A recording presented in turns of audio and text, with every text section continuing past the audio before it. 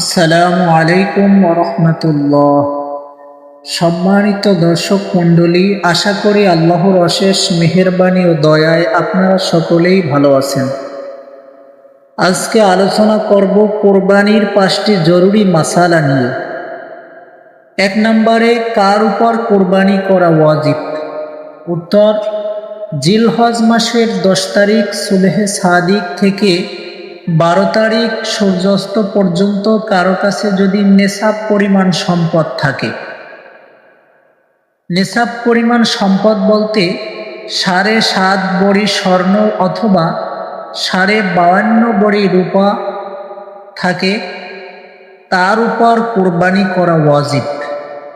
2 নম্বরে, নেসাবের মেয়াদ কতদিন?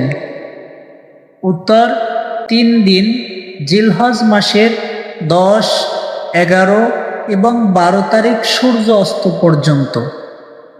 3 নম্বরে, 3 দিনের মধ্যে কোন দিন কোরবানি করা উত্তম? উত্তর: 10 তারিখ প্রথম দিন।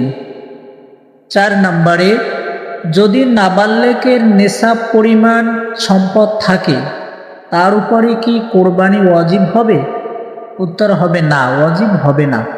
নম্বরে, যদি নাবালেগের নেসাব পরিমাণ সম্পদ থাকে, এর পক্ষ থেকে কোরবানি দেওয়া কি? উত্তর: কোরবানি দিতে পারে, তবে ওয়াজিব না, এটা মুস্তাহাব।